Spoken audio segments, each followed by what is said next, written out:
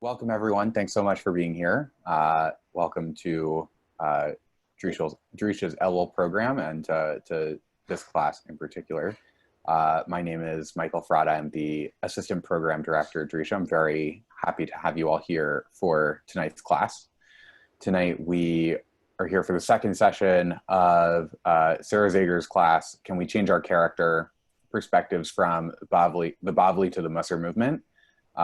As those of you who were here last week got a taste of, and as well as for anyone who's joining us this week, the goal of the series is to investigate whether and how we are able to change our characters using sources ranging from the Talmud to the Rambam's Mishneh Torah to the Musar movement, to explore how our characters are formed and what tools we might have when we have decided that we need to change our dispositions or our habits for the better.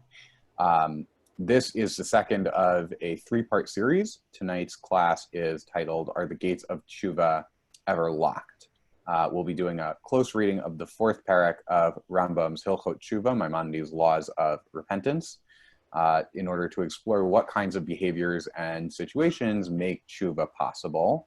And be exploring the idea that for the Rambam, Teshuvah requires a community that is both supportive of the individual, but also able to give meaningful moral rebuke.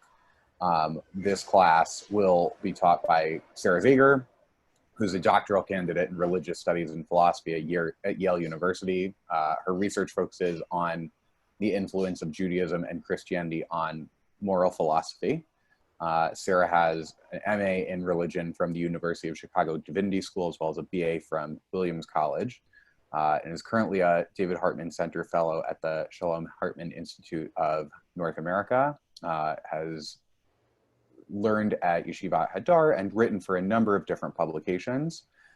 So we are thrilled to be learning with her this evening. I am going to quickly post a copy of this evening's source sheet in the chat for everyone to take a look at. We'll also be posting that on Facebook Live for folks who are following along there.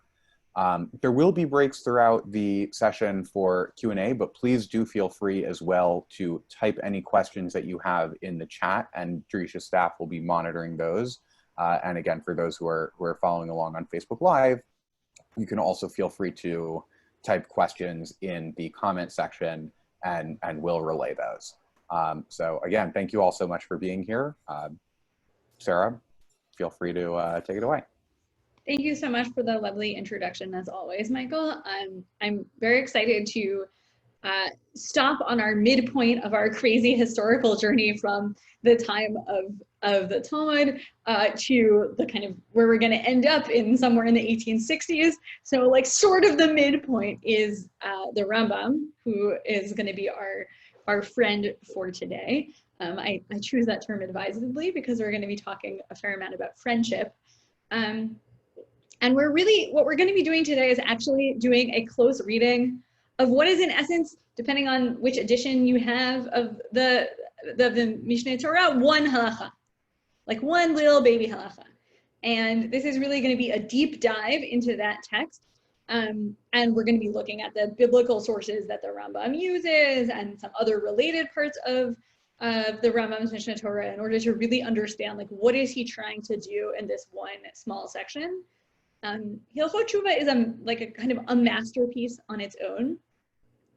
It's worth noting that it like could stand on its own as a book. It could sort of live its own life. A teacher of mine is fond of pointing out that Jews did not write like treatises, like whole books on topics until contact with Islam. And like you can see that in the Rambam. The Rambam puts together all of his thoughts about Shubha and all of the kind of related philosophical issues in one place, which is a sort of unique thing in like the history of how Jewish thought is organized and makes it an especially wonderful text to read. So that is my plug for spending some time with this text before sort of in your Elul preparations more generally. It's a very rich one, and you can gain a lot by just like reading through it. It's available on Sefaria in like a reasonably good, though somewhat archaic English translation. So it's like available to the masses. Okay, thus endeth my shameless plug for the Rambam. So I want us to start with just like a little bit of history, which is that the Rambam is, in some sense, we know him as this kind of the great Jewish philosopher, but he also is in deep dialogue with Aristotle. And he's part of a kind of broader tradition of what philosophers call neo-Aristotelianism, where like Aristotle gets sort of plugged into Christian theology, Islamic theology, and Jewish theology. And so the Rambam is like the Jewish Aristotelian guy. So if you're somebody who like I do spends all their time arguing with people about philosophy, the question you want to ask is, does the Rambam agree with Aristotle? Where does he depart with Aristotle? How does he match up? You can spend your whole life answering these questions. We're not going to do that. And they're kind of questions that are used to sort of adjudicate like how Jewish is the Rambam or how philosophical is the Rambam. I don't think that way of framing things makes a lot of sense.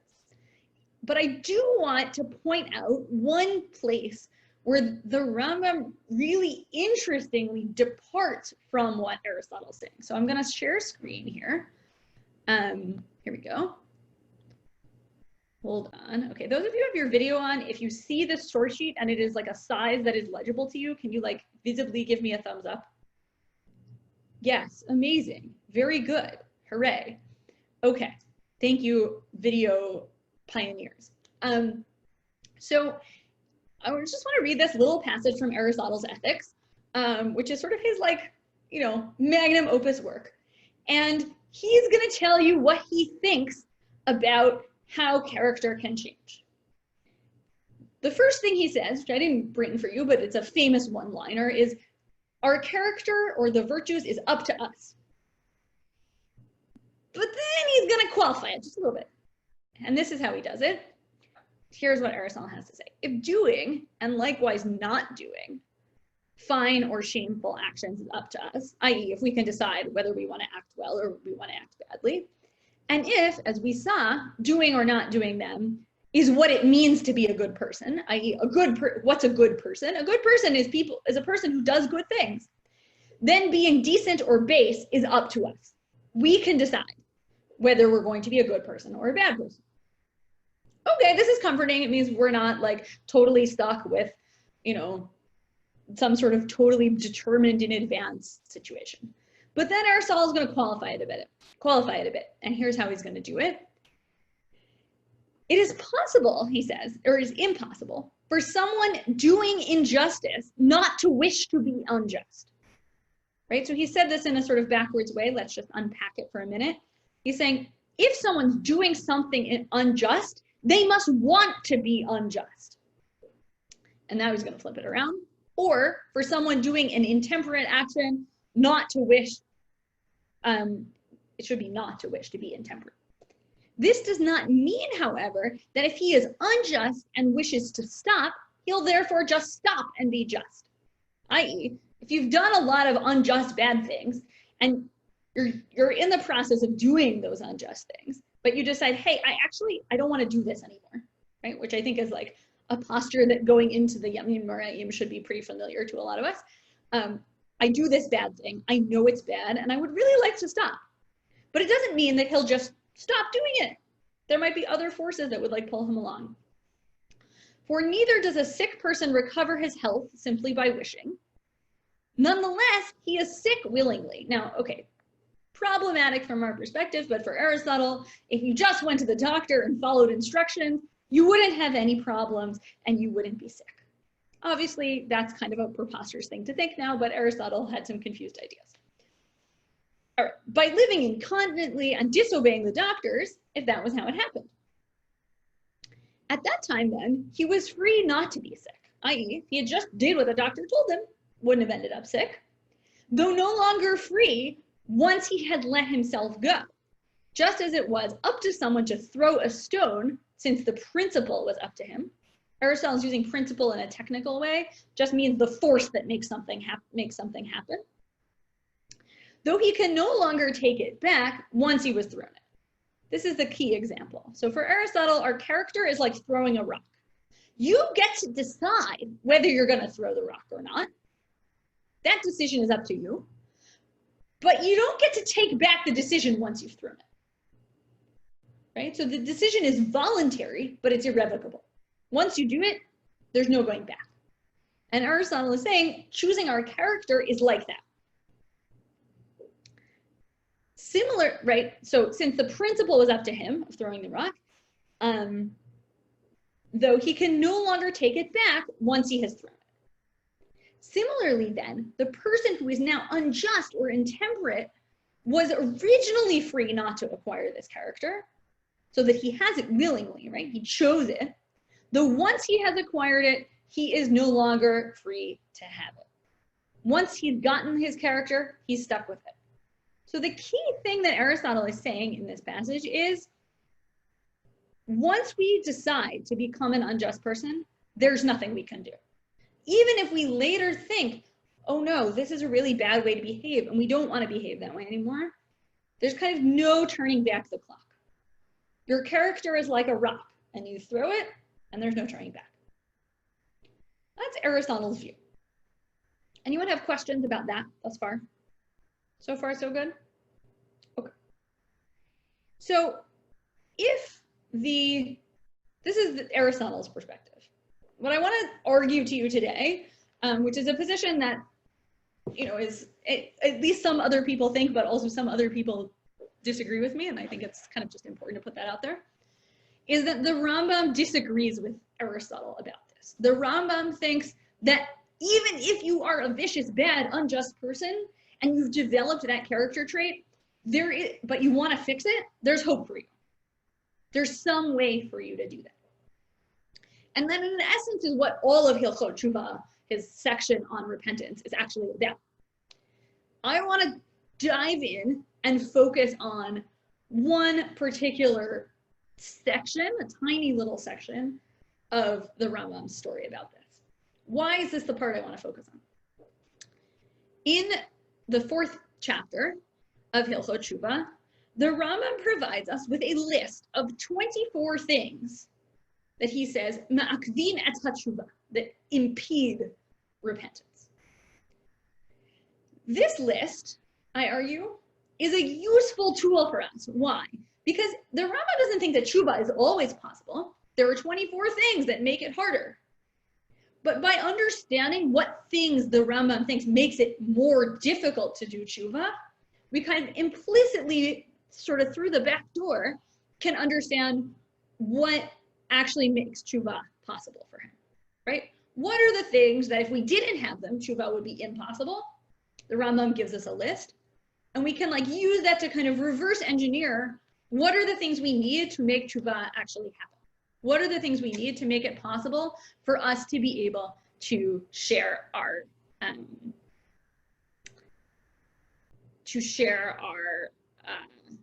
character? So yeah, I see a question about the 2nd chapter of the Mishneh Torah. I don't mean the 2nd chapter. The 2nd chapter makes a different argument about what's called the medical metaphor. That's not what I'm talking about here. Here, I really want to talk about the 4th chapter. The 4th chapter contains, as we will see, this list of 24. So we're not going to look at the whole list of 24. That would take us a lot longer than we have. We're going to be looking at a sort of subset of those 5. But before we do that, I just want to give you, we're going to read that subset. And as we read it, I want you to just think about what's interesting or surprising to you about this list. And if you have thoughts about it, you can chat them in. Okay, so the Rambam says, there are 24 things that inhibit repentance. But the Rambam is in some sense a good philosopher and a good Aristotelian. And so he wants all of his categories to have even more categories. So he's got 24 categories. Mihen chamisha dvarim no'alin darkei Chuva bifnei oseihen ve'eluhen. So of those 24, 5 are things that block or lock Darkheid Chuba. I'm going to call these the paths of Chuba or the ways of Chuba. We'll spend some time thinking about his language very specifically. So these are the things that close the ways or paths of Chuba for those who do them. Here they are. And I'm giving you now just the 5 things without his explanations. And then in a minute, we're going to reconstruct and look at all of his explanations. Here are the things. Haporesh min hatzibur, someone who separates themselves from the community. Hacholek al divrei hachamim, someone who like opposes or objects overly to the words of the sages. Hama'alig, sages is how it's often translated, but I want us to also push us to think about it as the kind of more general Aristotelian, like wise man, doctor of the soul person, because the Rambam also uses the term that way. Hama'aliga hamitzvot, someone who disdains the mitzvot, someone who rejects them. Hamivazer rabotav, someone who insults or debases his teachers. And v'hasoneh tetochachot, someone who hates rebukes. Okay, so just think for a few minutes about few seconds about what's interesting about that list, and feel free to chat it in. As we think about that, I want to tell you just a little bit about where this list comes from. It's a kind of idiosyncratic and weird thing. This list, of which I've given you 5 of the 24 things, the Rambam takes almost verbatim from the Rif. The Rif, Yitzchak Alfazi, is an earlier sort of commentator on the Talmud whose general mode is to basically take the Gemara and delete all the parts that aren't the halachic conclusion and just give you that. However, in this, the part of the Rif that the Rambam's quoting here does nothing like that. It's just this list, which it seems like the Rambam generates. The Ran, the kind of main commentator on the Rif, is like, I have no idea where this comes from. Someone also wrote a letter to the Rambam and said, hey, you have this list of 24 things that inhibit Chuva. Like, what's up with it? Where did it come from? The Rambam's like, I have no earthly idea where it comes from. But all the things have some basis in kind of general statements in the tradition, so don't worry too much. End letter. He doesn't provide the sources for you. And that's sort of where he gets it. Now, we don't totally, the Rambam doesn't say, oh yes, I got it in the Rif. On the other hand, it does seem like he probably got it from there, because the Rif is the Rambam's father's teacher's teacher. So he's sort of 3 generations up the chain. So it seems like if he has it word for word and it's in the Rif, it probably came from him. Even if the Rambam doesn't sort of have a text of the Rif in front of him where he's like, yes, I got it from here. So this is a kind of oral tradition that gets passed down. That's not the Gemara itself, but obviously sounds like it's using the language of the Talmud, and is also using, the Rambam will cite all kinds of biblical sources to kind of give you some background there. Okay. Yeah. So I'm just gonna pause for 1 second and look at this quote in the chat. So Alexandra asks, does Aristotle think that character reduces to action? Basically, yes. Or at least Aristotle thinks that one's character is sort of a sum total of actions up to some kind of tipping point. And so you can decide to act justly, 1, 2, 3, 4, 5 times. But once you've done it the 5th time, it sort of is going to kind of tilt the scales to one side. So there is a kind of moment in Aristotle when it switches to not being about individual actions anymore, and it starts being sort of determining what you're going to do in advance. But yeah, you're right to pick up on that, and it is a little strange. It's something Aristotle scholars love to kind of freak out about, but it's basically what he's saying, and it's a different way of understanding character than we tend to, right? So for Aristotle, it doesn't really make sense to say, oh, that was an out of character thing to do. You'd be like, well, no, you did it, so it's your character. What are you talking about? There's no such thing. So it is a little bit strange to our ear, I think, for most people. Okay, anyone have thoughts or reactions just initially to this list of things that close the paths of Chuba? Notice anything about them, thoughts about them, etc.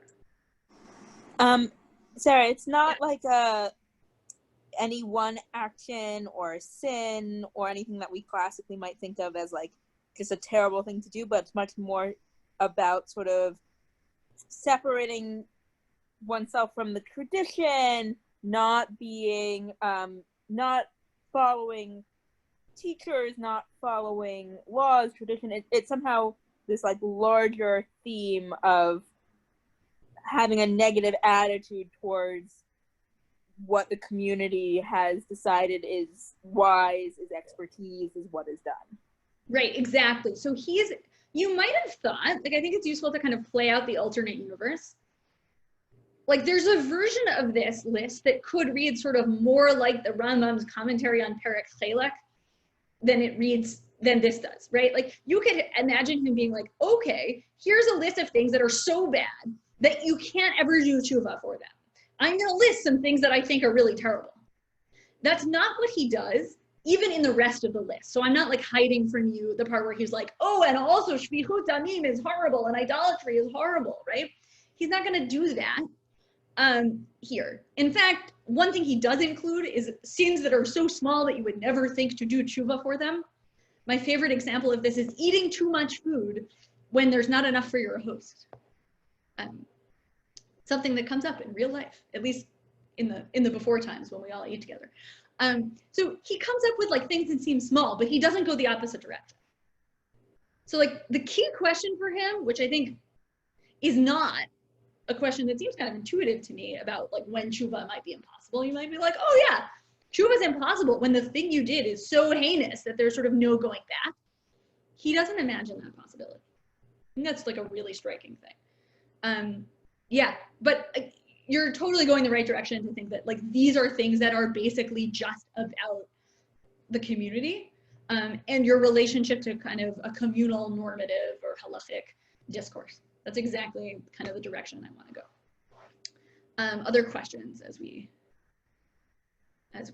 move on. Anyone else want to jump in? You should feel free to like, this mode is like oddly asynchronous, so you should still feel free to like jump in even if it's something that I've kind of moved on from. All right, so before we jump into the list in earnest, I want to actually look at just the language of No'alin Darkheid Chuba.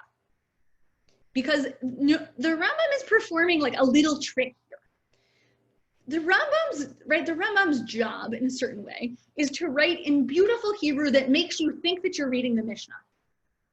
And you're like, oh yes, this is an authentic rabbinic document that is like steeped in the tradition and it sounds exactly right. And sometimes even like he's really good at doing that. He's really good at writing the Gemara and being like, oh yes, this is the Gemara in Hebrew. It sounds so familiar and nice. But he's messing with you because sometimes every so often he's like gonna pull one over on you because you're gonna think, oh yeah, this language sounds so familiar. But he's just twisted it a tiny bit just so hoping you don't notice, or maybe hoping you do notice if you're very observant. He'll like sneak one in. So this is a place where he's sneaking one in. So what's up with the language of Darkheid Chuba? Well, on the one hand, Darkheid Chuba sounds a lot like Sharei Chuba. Right, the paths of Chuba sort of sound like the gates of Chuba. And the gates of Chuba is a metaphor that's all over the place, right? It's all over the liturgy, it's all over all kinds of midrashim, of which I brought you one as an example. So the gates of Chuba is a like phrase that we hear all the time. And it's usually tied to a phrase about the gates of tefillah, of prayer.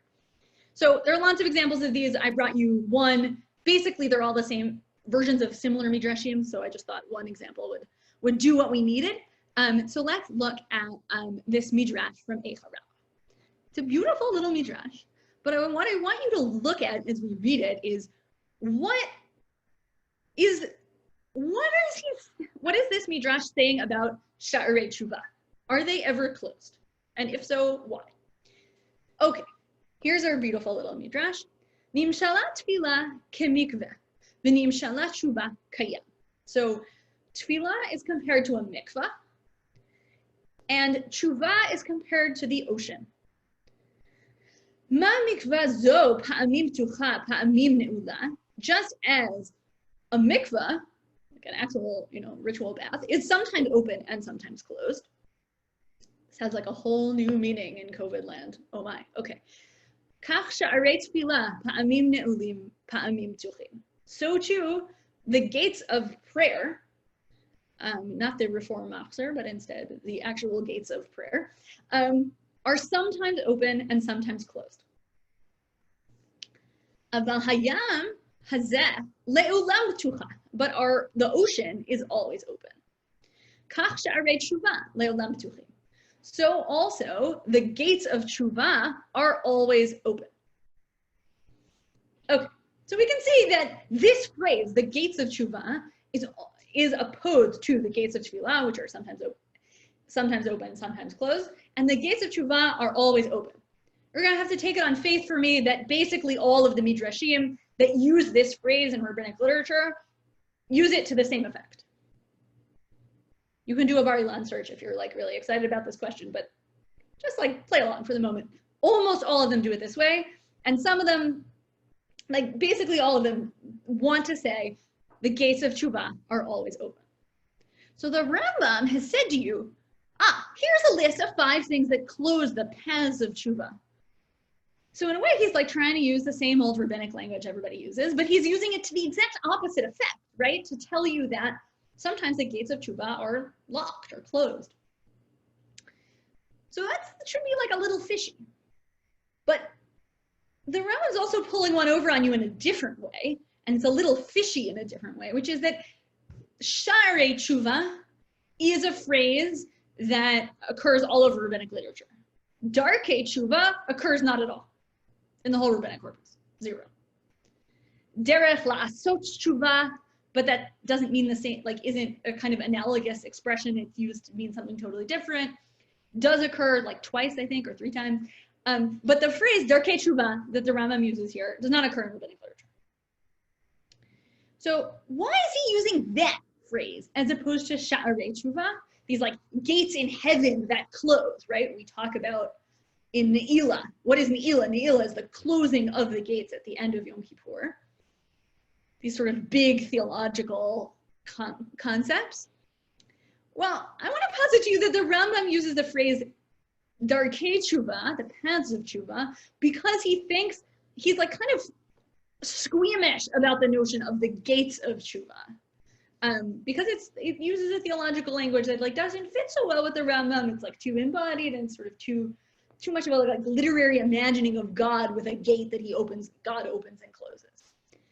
And actually, the Rambam himself talks about Darkheid HaTshuva, which, okay, we're gonna like mesh a little with the grammar, but not too much.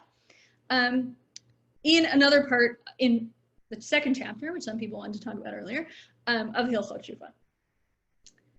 So, what are the things that he lists as the ways of Chuva? Now, his language is important here. Mi Darkheid Chuva, Mi Darkheid HaTshuva.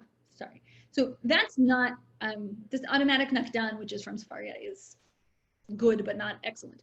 Mi Darkheid Chuva means among the ways of repentance, not these are the only ones, but among the ways of repentance are the following behaviors. All right. Liot hashav zo'ek tamid lifnei Hashem bebechi uvetachanuniyim. Someone are to be, in order, like one of the things that one does if one wants to do tshuva is to cry out in tearful supplication before God. Ve'otzeh tzedakah kefi kocho, to do as much tzedakah or like charity as you're able. Umitrachek harbe min hadavar shechatah bo, and to distance oneself from the kind of thing that one sinned with. Umishaneh shmo klomar ani acher, ani eini oto ha'ish. Sorry, I tried to do eini ota ha'isha, but there we go. Eini oto ha'isha asa otan hama'asim. I am not the same person. I'm changing my name. I'm enacting the fact that I'm not the same person.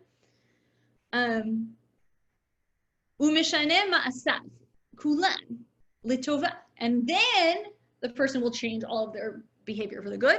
Ule derech yeshara ugolem mimkomo. This is like he slips the hardest one in at the end. This person, one of the ways that a person could do tshuva is to actually exile themselves to somewhere else. Shegalut mechaperet avon mipnei shegomeret lo lachnia liot ana v'shafel ruach. So a person who exiles themselves sort of teaches themselves to, or causes themselves to be submissive and meek and kind of put themselves down a rung. So the Darkheid Chuba for the Rambam are a set of behaviors.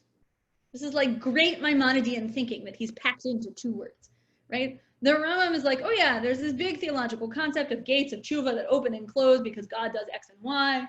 Sometimes it happens on Yom Kippur. At the end of the day, the gates start to close.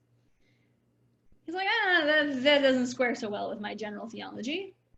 But there are sets of behaviors that could cause a person to be able to change their character, and those are the Darkheid Chuba. And then the things in our list are the things that impede our ability to do these behaviors, or at least to have these behaviors mean something. I.e., they're the kinds of things that make, I'm going to argue, our communal life and our participation in a kind of broader halachic conversation impossible or very hard. Okay, questions there, thoughts before we proceed? I don't know if anybody's collected anything in the chat. For some reason, it has decided not to show me the chat. Aha, here we go. Great. So let us, Robert, I see your question, but we're going to skip it for the moment because it's complicated. But yes, the eating too much question is tricky. Although again, in the list from the Rif, we don't see murder or these other kinds of things that the Rambam gets so fussed about. All right, so let's jump into the list in its own right. Great. So the Rif in the original version of the list just has the things that are in bold, and anything that's in regular typeface is the Rambam's gloss on the Rif's language. Okay, so we're going to go through the first three relatively quickly, and then the last two are kind of where the real fun begins. All right, so first item in the list, Haporesh min hatzibur lefi shebizman sheyaseh Teshuvah lo yeh imahen ve'eno zoche imahen bizchut she'osim. So you might imagine there are lots of different problems with being someone who separates themselves from the community. But the Rambam interestingly here says the problem is the person who absents themselves from the community will not be with them when they do Chuva, and so therefore will not actually be included in their merits. This is one of the few times that the Rambam really emphasizes the kind of communal aspect of Chuva. In general, he kind of on the spectrum of how like Jewish thinkers tend to talk about Chuva, he's much more toward the individual side, right? For all of every rabbi's high holiday sermon that's about why the vidui is in the plural and we confess our sins in the plural. I have sinned this way, we have sinned this way, we have sinned that way. The Rambam thinks that you should say, I have done X and Y to you, to the person you did it to. That's vidui for the Rambam. So there is a way in which this is like a kind of rare moment of the communal popping up. But what I want to suggest to you is this tells you that Shuvah is a communal process. It's not a process where, not in the sense that everybody has to do it at the same time together, although that seems to be one of the things he's imagining here, but also that you need a community to be able to do Shuvah in the first place. In order for your character for it to be possible for you to access the kinds of behaviors that would let your character change, you actually need to be part of a community that's going to support you in that. Or even potentially, and this is where there is a little tension between this section and the section we just read, right? If one of the Darkheid Chuba is actually to exile yourself to another place, maybe being Paresh min hatzibur isn't so bad, right? But actually, I think the idea is the move from getting yourself out of one community and starting your life over in another one only makes sense against a backdrop where your participation in your first community was really meaningful and important. Otherwise, who cares? You move around. You're just like a peripatetic person who moves around. It's not a problem. So there has to be something kind of fundamental and strong about that initial communal life that makes then transplanting yourself into a new community like a significant thing. But even the person who is goleh lemakom acher, that person's social reality is still determined by participation in the new community, right? And it's only because you're at the bottom of the heap, because you're the newcomer, that it has these kinds of emotional effects on you of making you, shafel ruach and of low spirit and all of those things. Okay, great. V'hacholik al divrei hachamim lefi shemachlokoto gomeret lo lifrosh mihan ve'eno yodea darkei hatshuva. So, okay, here's our friend Darkheid Chuba again. Someone who rejects or opposes the words of the sages will, or I think wise men is a better translation. I'm going to be cholek on the kind of standard translation. Someone who rejects those words is not going to understand what to do, right? So in a way, the Rambam is quietly acknowledging what Aristotle thought, which is that once you get yourself acting unjustly long enough, you won't be able to see the just outcome anymore, right? So a contemporary philosopher, Sarah Brody, writes about Aristotle that what Aristotle means is it doesn't appear to you to be an available action. When you contemplate a scenario, you think, oh, well, there's a couple things I could do here. There's A and there's B. If you're an unjust person for long enough, the just outcome or the just action just doesn't even appear to you. It's like outside of your field of vision. You couldn't even imagine doing it. So it doesn't seem like something you could come up with. And so the only way out of that, the Rambam is suggesting, is if somebody else is there to be like, wait a minute, not only could you do this horrible thing, over here, just outside your field of vision is a good thing that you could do. And I'm going to kind of refocus you and point you towards that. And the idea for the Rambam is that the Hacham, the kind of wise person, is able to do that. And I think that links up nicely with the medical metaphor in the Rambam and the idea that like he suggests you go to a doctor of the soul who can help you learn the correct kinds of behaviors. Okay, great. And then the last one, v'hama ligal hamitzvot, someone who disdains the mitzvot. Shekivan shenitzbazu be'einav, einu rodef acharehem. So because those commandments become kind of debased or unimportant or insignificant in the person's eyes, the person won't try to run after them, won't try to do them. V'im lo yaseh b'ma yizkeh. So if he doesn't do them, like what merit will he have? So this is the Yemenite manuscript, b'ma yizkeh.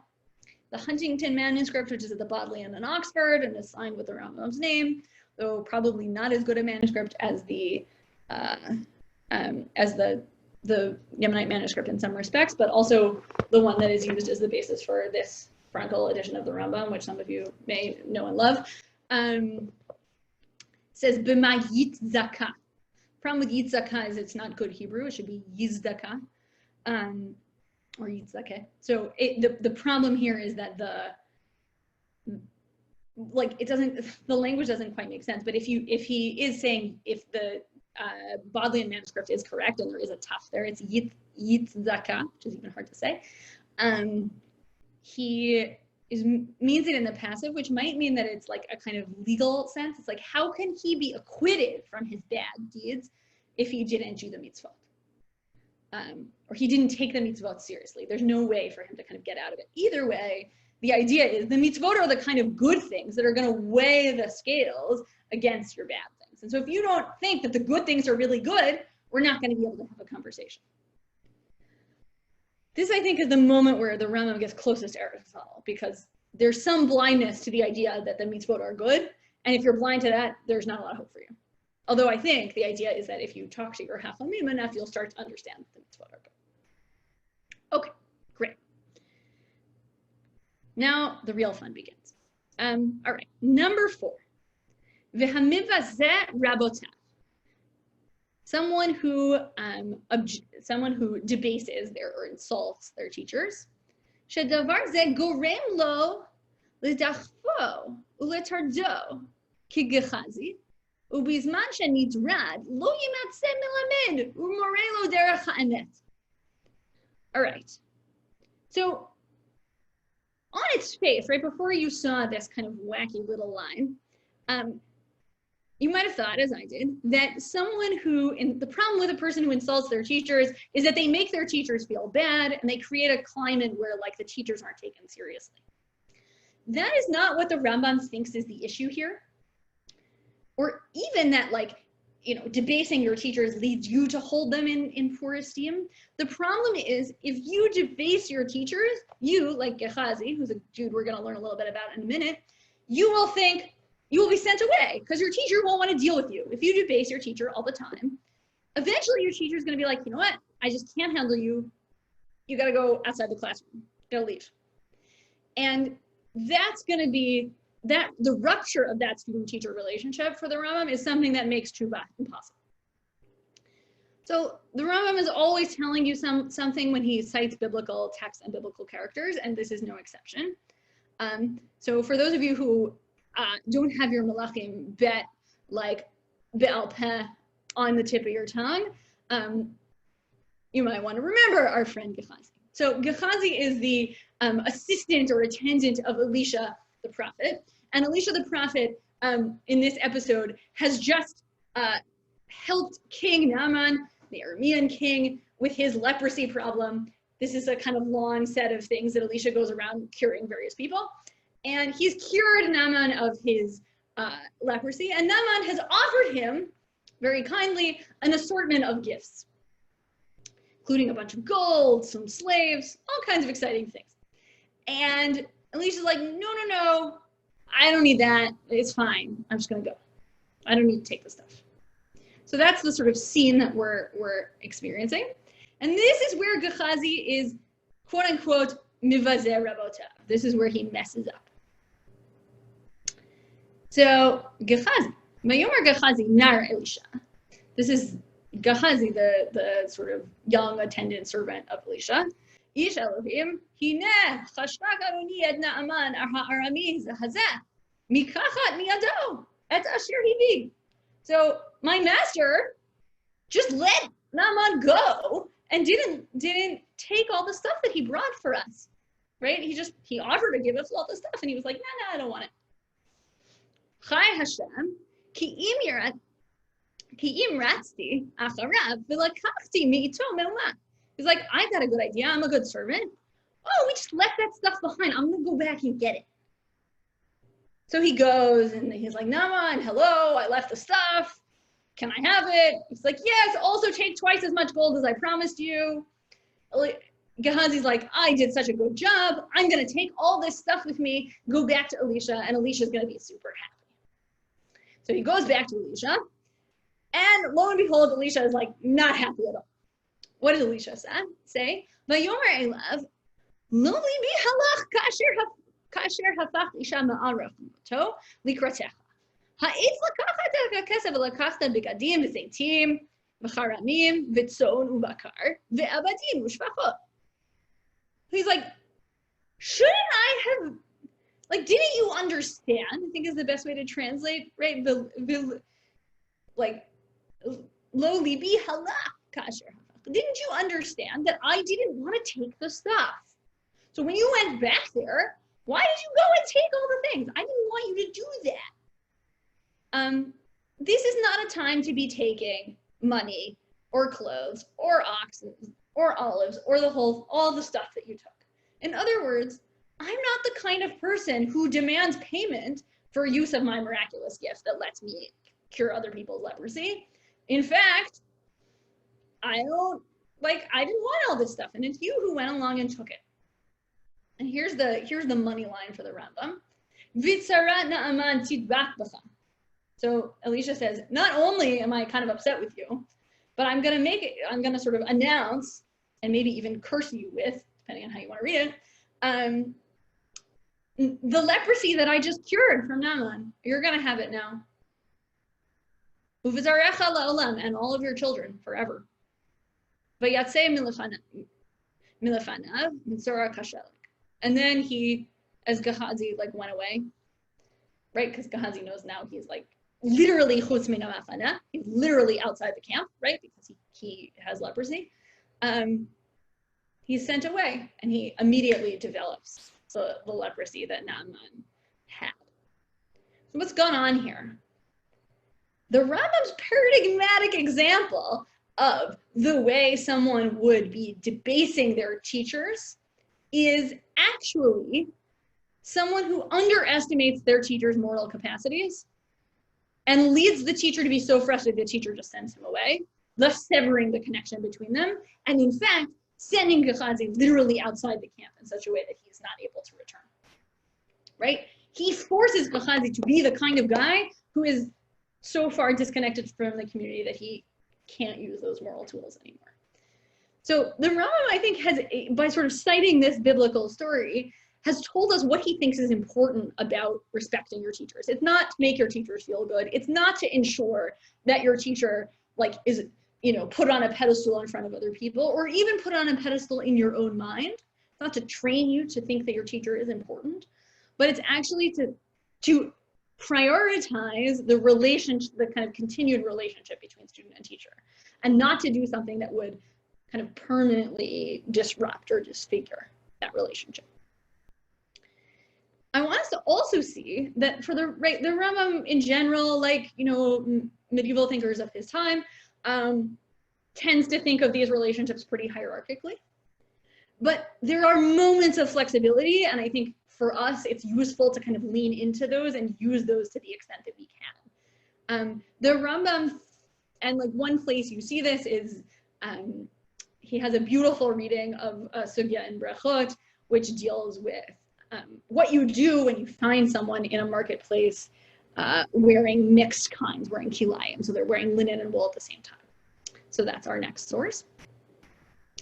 Haro'eh kilayim shel Torah al chaviro. Someone who sees biblically prohibited mixed kinds. It's not some sort of rabbinic derivative mixed kinds, the real deal, right? Real linen and wool, same time. Not good. Afil chaya mechalech bashuk. Someone who's out walking in the marketplace. This is what you should do. Kofetz lo v'karo alav miyad. You should go and catch him and literally tear his clothes off him. Right? Like, let's play out the kind of slapstick scene here. You see somebody, you're like, they're definitely wearing kilayim. They're out in public, right? They're standing in Times Square in pre-corona land when there are lots of people there. What are you supposed to do? You're supposed to go and tear their clothes off them. Bonkers town, right? Okay, if that wasn't sufficiently bonkers for you, it gets even more bonkers. Ve'afilu haya rabo, even if it was his teacher, right? Not just any old person, right? Any old person, you're like, okay, well, that person just kind of, they should know better. But even if it was his teacher, even if it's a person who taught him wisdom or Torah, or if you're the Rambam, Aristotelian philosophy, which is just as good or better, or even maybe is Torah, you should tear off his clothes. What's going on there, right? If the Rambam, right, surely we think in general that tearing people's clothes off of them in public is like debasing and bad, right? Like I postulate this as a sort of starting principle, that then this would seem like debasing one's teacher. What I want to suggest to you that's going on here is actually that the teacher and the student have swapped places momentarily. In the moment where the teacher says to the student, or the student says to the teacher, you're wearing mixed kinds, actually what's going on is the student has become the teacher for that second and is saying, look, Rabbi, you got it all wrong. You can't do this. I'm literally going to tear off your shirt in the middle of a public space. So I want to suggest that for us, we can kind of dig deep on this section and a few other sections in the Rambam where he seems to suggest that hierarchies might be a little more flexible, at least momentarily. There are moments when you can be the moral teacher, and on the flip side, there are moments when people you think you should be the moral teacher for are going to be your moral teachers. So there, you have to sort of have this willingness to flip in and out of this role. Great, good. We're gonna speed ahead just to make sure we get to the full excitement. All right, so we're now on number 5, the last one, and in some sense the most interesting. Okay. Someone who hates rebukes. I think we can all think of people who don't respond well, and probably can think of our own selves as having been soneh tochachot in moments. All right. So what is the problem with soneh tochachot? And here again, all of the fun is in the biblical citations. So, Sharei lo hiniach lo derech Chuva. Because he's left him no path for repentance. There's no way that he's going to even be able to do all those behaviors that we learned of as Darkheid Chuba. Sha'tochacha goremet lechuva, because tochacha is what causes Chuba. Right? So there are places of the Rambam says, oh yes, you should engage in this internal process of reflection to figure out what you need to do Chuba for. But here he's saying the primary way that you figure out that you need to do Chuba is because someone told you. Do it. Someone's told you you've done something wrong. שבזמן שמודיעים לו לאדם חטאיו, ומחלימים אותו, חוזר בתשובה. The kimo should be on the next line. So when someone's sins become known to them and they're embarrassed by them, that's when they do tshuva. So that's why rebukes are super important. All the fun is in the examples. So here are the examples from like Parshiot that we're almost in right now. K'moshe katuv b'Torah. Zachor ve'al tishkach. The Rambam doesn't have the vav. Don't worry about it. Remember and don't forget. Okay. Umamarim chayita. Okay. V'lo natan Hashem lachem lev. V'naval v'lo chacham. All right. So the Rambam gives you like 2 words of every citation and expects that you have Torah B'al Peh and you've just got it all in your head. But for those of us who don't, just hop over to the English where they've given you the full verses. Remember and forget not that you did make the Lord thy God in the wilderness. From the day that you went out forth in the land of Egypt until you came to this place, you have been rebellious against the Lord, right? So this is Moshe saying like, remember what a pain you were for all of this time in the desert. And the next line is really the most important part. But the Lord have not given you a heart to know. And then the continuation of that section is unwise to see or unable to see. The idea here being basically Aristotle's problem. The people Israel are the kinds of people who have moral blinders on. They can't see the good path. They actually, like, you don't have the heart or the eyes you would need to be able to see what God wants you to do. And that's why you keep messing up over and over and over again. But don't worry. Someone is going to come to save you. And here the Rambam is playing a little historical gymnastics. Don't worry about it too much. Okay, skip ahead. We're now in the time of the prophets. Isaiah castigated Israel in quite the same way that Moshe does. V'chein Yeshayahu hochiach et Yisrael v'amar. Hoi, goy choteh. This is a sinful nation. V'yada shor konehu.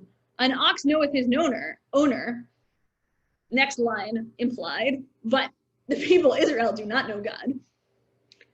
V'dati ki kashet. But I knew that you were obstinate. V'chein tzivahu elo chiach chata'im shene'amar kara begarod al tishka. Okay, so these are all of Yeshayahu's like, kind of, you guys are really obstinate and difficult and you're causing all kinds of problems. The implication here being that the fact that when these wrongs are pointed out to Israel, that's the moment when Chuva becomes possible. Because if God or Moshe or Isaiah, whomever, comes along and says, wait a minute, you've got these moral blinders on, you can't see the good option, it's blocked off for you, that starts to open up the possibilities. Okay. And then the Rambam has a nice prescription for how we're sort of supposed to bring this into our own day. V'chein kol haniviim hochio liYisrael ad shechazru b'Teshuvah. Lefichach tzarich sheyamid b'kol kachal v'kachal miYisrael hacham gadol v'zakein v'yireh shamayim v'minarav yireh shamayim minarav v'ahuv lahem sheyeh mochiach l'rabim. So each community should appoint themselves a rebuker. And the rebuker should be a good scholar, should have feared God for his whole life, should be loved by the community. I think the loved part is super important. We're going to get there in a minute. That this person will then go and rebuke the community. V'zeh shesoneh hatochachot einu ba lemochiach v'lo shomeh dvarav lefichach ya'amod b'chatotav shehem be'einav tovim. So someone who hates rebukes will never go to the rebuker to get rebuked because they hate it. They'll never bother to do it, and they won't hear his words, and therefore they'll just continue doing what they're doing because what they're doing seems good in their eyes. They've got these blinders on and they can't see another option, and so they're like, okay, well, I can do A or B, the 2 things I can see ahead of me, and I pick the one that's the best one, and that's doing the right thing. That's being good. There's no option. So one thing I want to just pick out of these biblical examples is that there are all cases where God, sort of via some prophetic medium, rebukes Israel. And you might think, okay, well, this is a, this is going to be a kind of intensely contested, unpleasant relationship where like one party is always rebuking the other. And that's what the Rambam wants us to have as a model of Chuva. And you're like, well, I don't really want that. That sounds horrible, right? It's like really unpleasant. I don't need that in my life. But I also want to point out that the relationship between God and Bnei Yisrael is also a sort of paradigmatic relationship of love in our tradition, right? So it's sort of, right, at least the allegorical reading of Shir Hashirim goes this way. And there's lots of language of even marriage between God and Israel, but of love, both erotic love and a kind of different kind of love also. And I actually want to challenge us to see that in these passages also. That like one of the things that's going on when like Moshe says, wait a minute, you have no idea how badly you're behaving and that there's some other way to live. That like one of the most loving gestures is actually like, wait a minute, you can reorient. You can think about things in a different way. And that's actually like a model of care and love for one another when done in the right kind of way. And we can see lots of examples in the Bible where it seems like it goes really badly, but also perhaps examples where it seems like it actually opens up new moral possibilities. So in our last 3 minutes, I want to just take us back to Aristotle. Aristotle is famous for his account of friendship. And basically the whole project of the ethics is a kind of wind up to this intense discussion of friendship that closes the text, or almost closes the text anyway. And it's sort of the classic statement about friendship. And one thing I've been puzzled by for a long time is why the Rambam, who's such a good Aristotelian, doesn't have a story about friendship, at least not in the kind of places where you would expect to find it. So in the parts of the Mishneh Torah where he's just basically giving his own version of Aristotelian ethics, he doesn't talk about friendship very much, basically at all. In the Shmona Prakim, the 8 chapters, which is the section of his commentary in the Mishnah about Pirkei Avot, but is really just his own version of like working out Aristotle's ethics. No friendship at all, not there. For a while I was like, wait, what is, like, did he not read what is he missing? Why doesn't he have this? And I've come to believe that actually he does have it. Not only in the one text I'm going to show you in a minute, but it's all over the place because for him, friendship is about rebuke. And that doesn't mean it's not a loving friendship, but it's a friendship where you become the moral teacher for your friend, and then your friend becomes the moral teacher for you. So again, we can see an interesting contrast with Aristotle. So Aristotle will say that the best kind of friendship, and really the only kind of true friendship or complete friendship, is one in which everybody is at the same kind of moral plane. Everyone is equal in virtue. So he says, complete friendship is the friendship of good people, similar in virtue, for they wish goods in the same way to each other insofar as they are good, and they are good in their own sight. So in other words, if I and my friend are both virtuous, we both value good things, and we both seek those good things for their own sake, not for some other reason, not to kind of gain favor with the other, but we both seek good things. We have to be on the same moral plane. That's what makes complete friendship possible. I want to posit to you that for the Rambam, like almost the opposite is true. Friendship works best when somebody has a little moral leg up on one thing. Now, it doesn't mean that there's always one person who's always got the moral leg up, but rather that there might be different people who at different moments will have the moral leg up. And that's what allows them to be teachers, to be the kinds of people who can say, wait a minute, you didn't do what you should have done there, or you didn't see the right option, or even in the kind of most extreme moment, to come in and be like, yep, you're wearing kilayim in the marketplace, not good, I'm taking off your shirt, right? Which is like the most extreme version. But even in these kind of more subtle versions, similar things can happen. So I want to close with this like beautiful little piece from the Perushah Mishnayot on the famous line in Mishnah Avot 1:6, right? Make for yourself a teacher and acquire for yourself, let's say, a friend. Okay, so what does the Rambam say? Va'amar v'kaneh lecha chaver zachar oto lashon kniya. So this language of acquisition, he's like, why does it say that?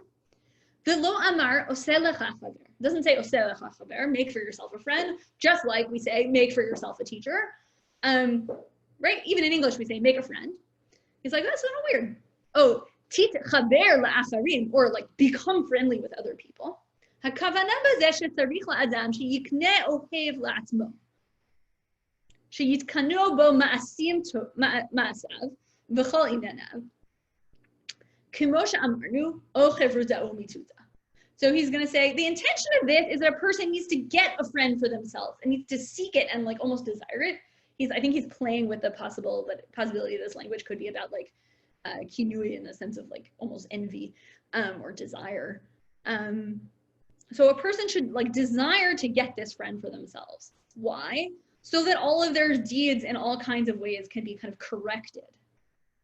This is a matter of life and death, right? Either a friend or death. Then he goes and he restates this passage of Aristotle I just gave you. I spared you Aristotle in Hebrew. But he basically quotes it almost verbatim. And then he says, "B'chaviro shehigia hatov, hahu l'shnehem yachad." What is the good thing that the two people can seek together when they're good friends? And this is where he like subverts the Aristotle he's quoting. V'zeh ha'ohev asher tzivah liknoto, v'hu ke'ahavat harav l'talmid. This is the love that a teacher feels for his student, and also v'hatalmid l'rev, and also the student for the teacher. So I think kind of in the plain meaning, he means the love that between friends is analogous in some way to the love between student and teacher. But I think what that tells us about friendship for the Rambam is that it's always about teaching one another. So I want to leave us with the bracha that for the month of Elul, we have, even in this kind of distant moment, good friends with whom we can have the love that students feel for their teachers, and also that teachers feel for their students, and that we can be both moral teachers and moral students in our lead up to this year's season of Chuba. Thank you so much for learning with me. It has been a real pleasure. All right, thank you so much, Sarah. And thank you all of you for being here. We have a number of other classes coming up throughout the rest of this week. We have classes with Rabbi David Silver, Rabbi Moshe Silver, Rabbi Shlomo Zucker, a number of other fantastic educators. Information on all of that is available on our website.